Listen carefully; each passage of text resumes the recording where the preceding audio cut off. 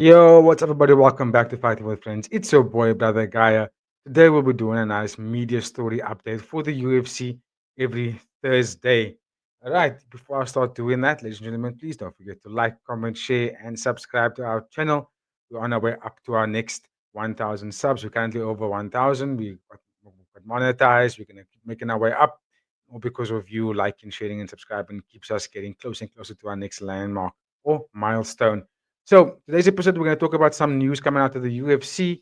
Not that much stories. I've only got three really that I kind of want to highlight because I feel like they're worthy to be spoken about. If you have anything else that you want to touch base on, obviously just drop it in the comments and we'll talk about it in our next episode. But for this week, the three stories that came to light for me were a couple of fight announcements that I thought was worthy talking about. Then also the story that I've kind of trying to avoid the whole time, but how can you when it's all that's coming out of the UFC right now? I'm just gonna close this. I'm burning out there on my screen. There we go. Some nice, decent lighting. No overexposure happening over here. So yeah, let's jump straight into it. I'm gonna bring my other screen to share. Um, the stories are coming out all over UFC, but I've obviously subscribed to um, let me just do that to Full Mount MMA. There we go, another subscription that obviously drops us some news every single day that's coming out of the UFC and in the world of MMA. So the top stories that's coming out, I'm gonna start off with the matchmaking, starting off with middleweight division where we have Nassourdine Imavov and Caio Borralho going back and forth over let's say this last year. We've been honest, like they've been going back and forth with each other about who should be the rightful guy to take on Dricus Du Plessis for the title after he beats Hamzat Chimaev, and he will beat Hamzat Chimaev. Definitely will beat Hamzat Chimaev. Okay, so I'm gonna play the clip and then we will do some kind of reaction to it afterwards. Okay, here we go. Nassourdine Imavov versus Caio Borralho has been booked for UFC Paris on September 6th. Today, Imavov posted this to his social medias. He wrote, "This is not an AI. See you soon, Caio." Imavov. But this guy is a he's not Dagestani. Dagestan is shame of you. Have shame on you. Alô? Achar esse frango do Caio pra mim. Ok. Não. Ah, mano, tu conhece o Caio? Mano, nem o Caio não, mano. Caio, você conhece o Caio? Caio? Que Caio? Caio é o caralho, mete o pé. Ninguém conhece Caio aqui não, meu irmão. Não, Caio. So that was just a little bit of Imavov taking a jab at Caio Borralho by saying where you at, you know what's happening, where is this coward, and just a little bit of back and forth between the two athletes to obviously build up this fight. If we're being honest, like, it's kind of just it looks like build up to me for when they do fight because the fight has been announced and they are going to be taking place in Paris, so it's going to be in Imavov's backyard on the 6th of September. So I think that's a fascinating fight. I did call for it for a while, considering that they weren't really prioritizing Caio Borralho or Imavov against Dricus, which I felt was a little bit strange because they have did enough to put themselves in that position to kind of actually call for that fight. So it's a bit weird that the UFC didn't give it. That the UFC didn't give it to them and gave it straight to Chimaev, obviously because of the numbers and Chimaev who he is. I get it. But if we're really going down to like what warrants a fight against the champion, you can't go against the two athletes that are in the top five, and they've been fighting in the middleweight division quite consistently.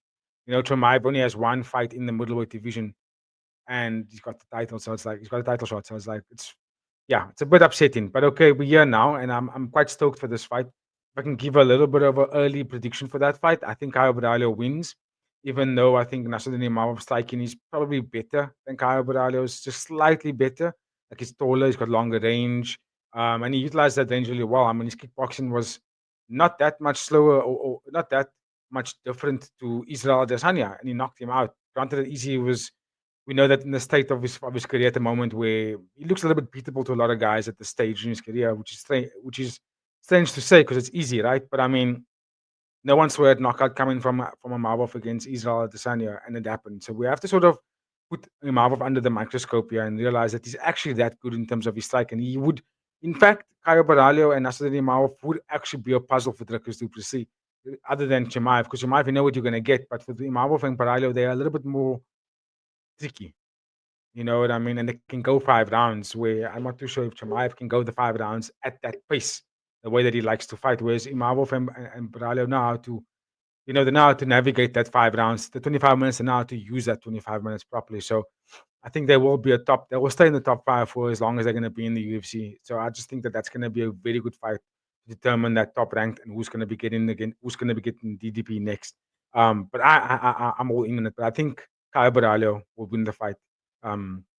Because he's got more well-rounded tools. I mean, Nassourdine Imavov can strike really well. He's got great takedown defense. But that's about it, right?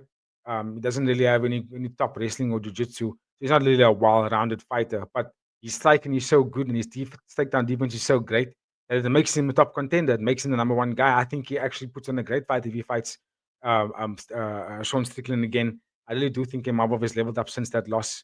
So I think it's a good fight. Whereas Borralho, he's just an all-around kind of guy. He can wrestle, he can clinch, he can take you down. He's got jiu-jitsu. He's got very good kickboxing. Shorter arms than Imavov. Doesn't have the same kind of power, but he's more active, and he pieces you up over the times. Like he's an active guy. Imavov isn't as active. He doesn't pop at you like 3 or 4 strikes at the time. So it makes for a very intriguing matchup. I don't want to go any further because I want to reserve a lot of my opinions for when we actually do the preview. But just an early prediction, I'm going Caio Borralho on that one. But of course, ladies and gentlemen, give me your thoughts on that topic and that matchup, and like where you stand. Where do you stand with that fight, and who is deserving of getting that title shot? Come the win over there. So now let's move on to our next story, which is also staying with matchmaking, staying with the fight announcements that took place this week. We've got an announcement of Diego Lopes and Jon Silva fighting at UFC Noche. Let's play the tape and then we can do a recap.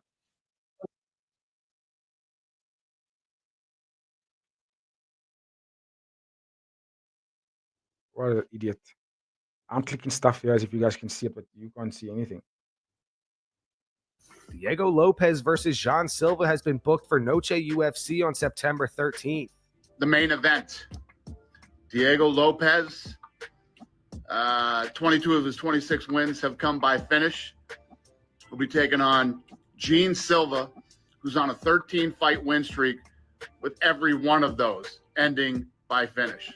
Diego Lopes posted this on X following the news. He wrote, "Anyone, anytime, anywhere.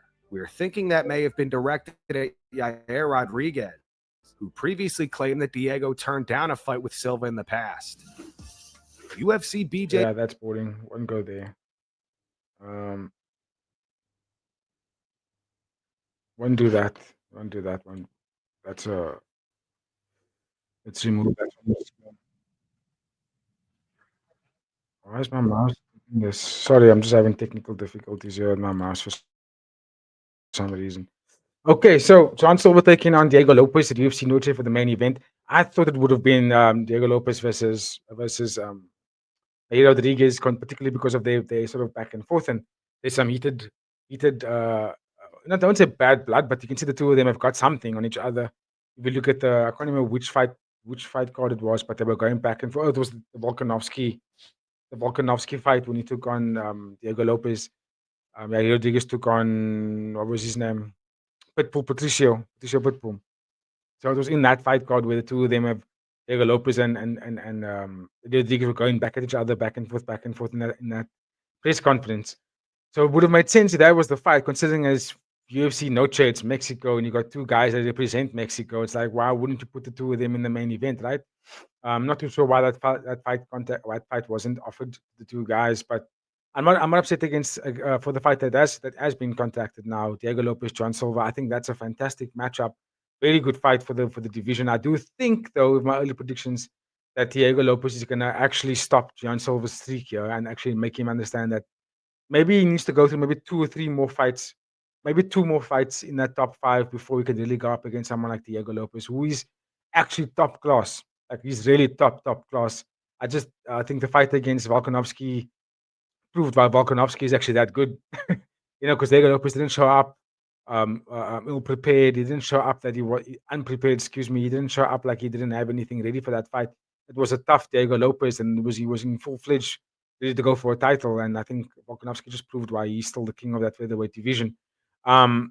Imavov, I think, is the uncrowned champion. If I'm being honest, I think he will give Volkanovski a hell of a fight.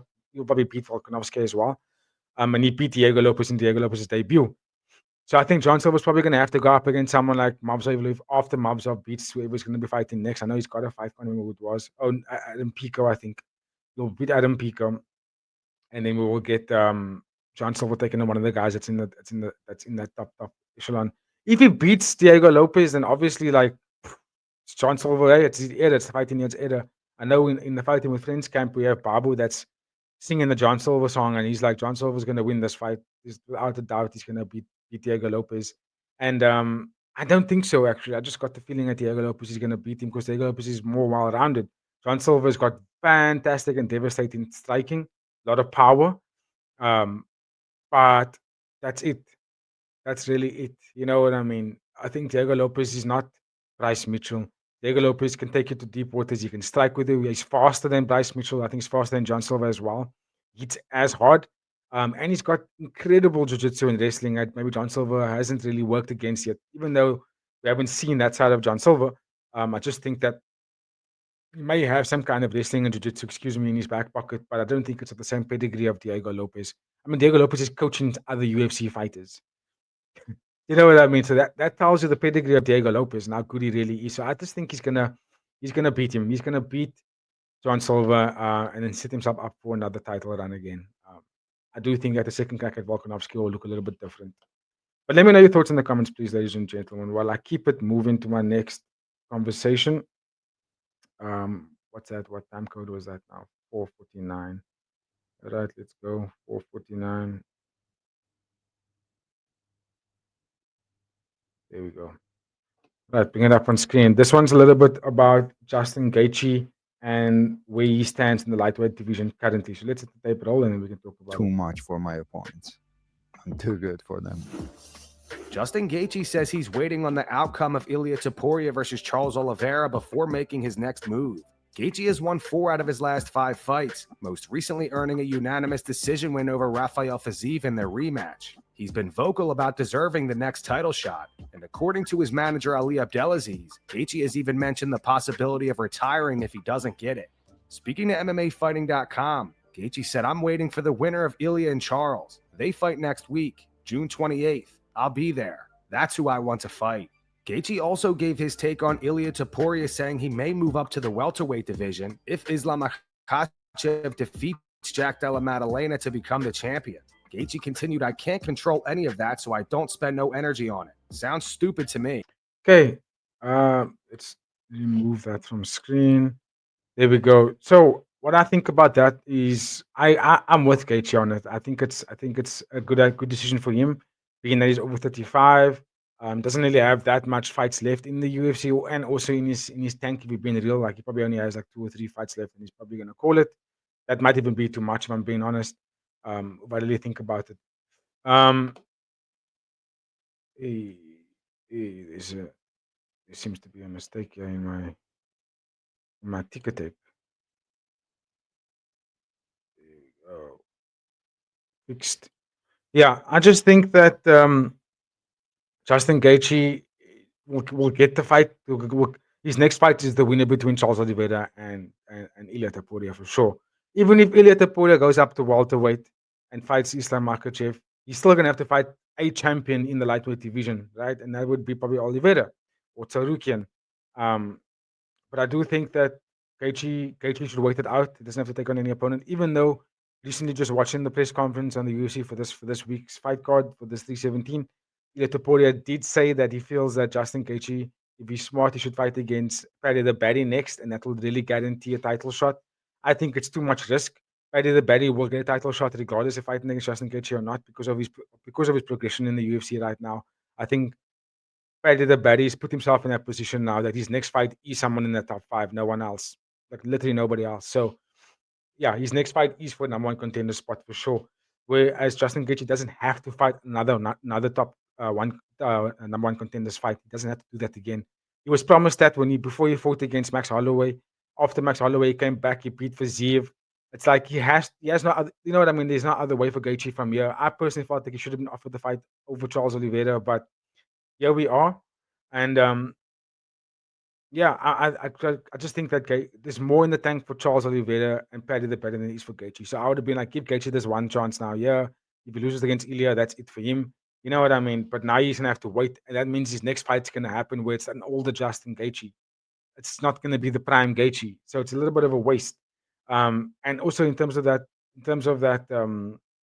Ilya Topuria going up to welterweight division, he really wants to do something that no one has done in the UFC, and I don't blame him for that. That's going for 3 titles, 3 division champion, right? That's a very much a milestone that I don't think any UFC fighter is going to get for a very long time unless the game changes in terms of how matchmaking happens. Because the matchmaking has already changed. It's changed dramatically since the time of the GSP eras, the Dominic Cruzes, and that time. It's already changed now. Our matches are being made now. Our fights are being picked. So I think going forward, it's going to be even different, especially if Ilia Topuria gets it right by beating Charles Oliveira this weekend, calling out Islam Makhachev at the end of the year, maybe even make it happen in early 2026. If he goes up there and he beats Islam Makhachev for the welterweight division, that changes everything for the UFC. It changes everything for MMA entirely. For UFC, I'd say, not for MMA, because we've seen it happen in other organizations, like, for example, the One Championship where Anatoly Malikan was the 3 division champion there. Um, in the UFC, it's never been done. I think because it's never been done, and Ilya felt that he can do welterweight as well. I don't see the realms of impossibility. I think that is very much a possible thing that can happen. Because if Ilya does it, he does it, dude, and you can't knock him for not trying. So, yeah, I just think that Justin Gaethje just needs to pretty much, you know, wait it out, see the result of this weekend, and then immediately call his shot, regardless of who wins, whether it's Charles or Ilya. You just call it out immediately. That's your next fight, Gaethje's next fight's for the title. Win or lose. But yeah, let me know your thoughts about that one, please, ladies and gentlemen. I'm gonna move quickly to the my next and last conversation. 9:35 is my. Here we go. Which is the one I'm like kind of cringing to talk about. And I'm like, but okay, it's there, and I will share my opinions about it. Let me just bring it up on screen really quickly. Yeah, that's the right one. Okay, share screen. Here we go. So this last story I'm going to touch base on is a little bit of Jon Jones, like I said in the beginning of the episode. And where what's my opinions about him retiring, and also what had happened in the moment of his retirement announcement. So when Dana White made the announcement, it was obviously UFC Baku, the post fight conference, and then was it like 2 or 3 days later? Wasn't even that long. It was like 2 days later. We found out information of Jon Jones being charged for a hit and run. Uh, so strange. So it's like the question goes, did this happen? And then they made the retirement announcement. Like, what's actually going on? Because yeah, it's very strange. Actually, not very strange. This is Jon Jones's behavior. But let's play the tape, and I'll give you a little bit more of my opinions on it. Again, as always, Full Month MMA coming through with all the information that we need. Jon Jones went on one of his bizarre rants this morning on X, following the news of his most recent criminal charge. Most of these posts have already been deleted. First off, Jon appears to admit that he was the one on the phone with police in that body cam. Oh, wait, let me just go back. Play it in chronological order for you. Sorry, that was the wrong video. I'm going to play it in chronological order.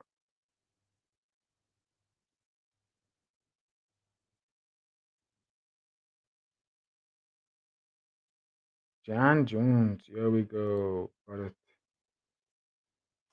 Got it.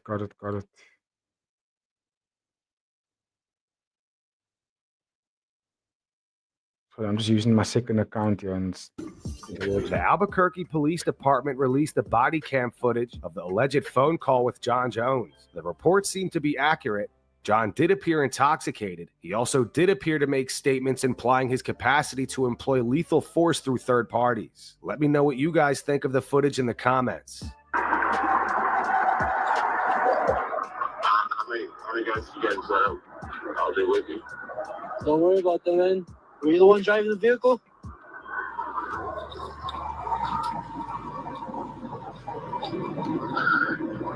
My brothers attacked the dreams and sisters and cell phones.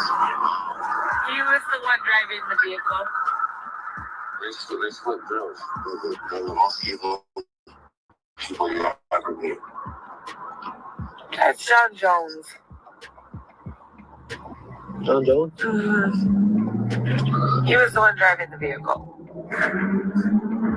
But they don't waste their cases with just killing you on petty crimes. But they definitely listen to conversations like this, and some of them are bored enough. The audio's pretty bad. I couldn't actually make out a lot of what was being said, but you can hear that he was a little bit intoxicated. And also not to mention, like the lady that was in the car with him is still in the car, and she's still and she's saying like Jon Jones was driving the car and the dude's not there. And I mean, you can't really get away from it, right? And then let me just bring up the last one, which was the aftermath after that footage was released. This is what was being shared on his X account. And as you remember, Format MMA did say that the posts were removed from X afterwards. Let's play it. Cam footage. He said, whoever was on the phone with me at first, his timestamp is different. By the time I was acting aggressive on the phone, it was a completely different conversation. I was already in my paranoid and defensive state. He continued, who hit who?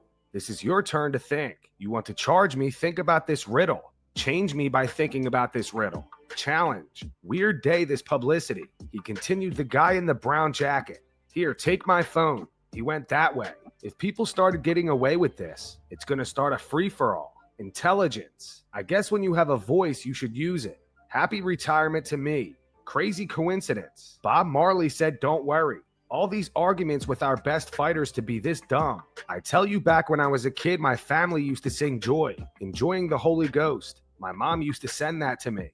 Don't cry. I've been crying. I'm okay with that. I'm alive. Old man and still a chicken. I am okay with that. You can't catch me. Dream on. And I'm not even done talking. And that's going to wrap up. Yeah. To me, it just sounds like a man that needs help, if I'm being honest. So my thoughts on this whole thing. Honestly, I really couldn't give two flying Fs, to be honest about it. I think it's got nothing to do with the sport, got nothing to do with fighting. It's got nothing to do with why we all want to talk about these athletes. I feel like their personal stuff should be their personal stuff. It shouldn't really be put out for us to be able to report on it like this. And then we get money, we get clout, we get whatever the case may be, all the rewards for talking about someone else's demise. So in a nutshell, I'll end it nice and short here for you guys. I just think Jon Jones needs help. He needs help to figure out what to do with the substance abuses or substances, be it alcohol, whatever else may be. Work with his mind about the destructive behavior. Now that he's retired and he's got time off to do whatever he needs to do, and I think he should dedicate that time to really clean up his health, focus on his coaching that he's been doing, just be a healthy human being, giving back to the people that looked up to you and still are looking up to you. Don't let the people see this side.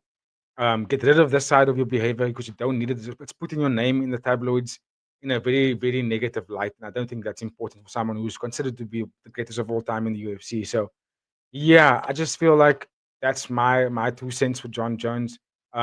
Furthermore, I don't really have an opinion on it. Every human being in their life has gone to dark spaces. We've all done some stuff where we're like, yeah, I wish I'll never do that again. Whatever that case is, whatever that looks like, we've all done something or gone through, seen something that we wish we never did or saw. So, yeah, Jon Jones, just we want to wish him the best, even though I think what he did was a bit shady, but he's done shady things. So get yourself together, get yourself right. And then I think just give back to the community of fighting. Take all that knowledge and experience that you've had and you have, and then give it to the next Jon Jones or give it to the next superstar, someone that you can find that can take the baton from him and go, all right, I'm going to go into the UFC now.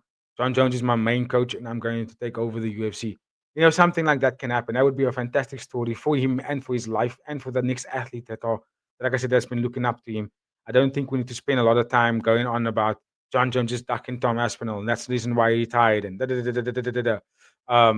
whatever the case may be, it's done now. Tom Aspinall is still an active fighter. He's going to fight against Cyril Gane next. Let's move on from this. Let's get to the next point. Because I feel like we spend a lot of time on someone else's demise that I think is very much shady. So that's just my opinion on it. But if you obviously got a different opinion about all the antics that's happening for Jon Jones, please let me know in the comments. But also don't forget to like, comment, share, and subscribe. We will be let me just quickly bring this up on screen. We will be doing a live this weekend and on Friday, so stay tuned for that. It's a live for One Championship's Friday fight card. It'll be at 2:30 South African time. Check your local listings, as well as UFC's 317. That's going to be on Sunday, but we will be going live from 2:30 a.m. South African time. Yeah, so we will see you there. It'll be all live on YouTube, of course. On that note, have a good one. Stay safe for all the Cape Townians, people in South Africa. Stay warm. The storm is here now. And yeah, I'll catch you on the next one. Cheers.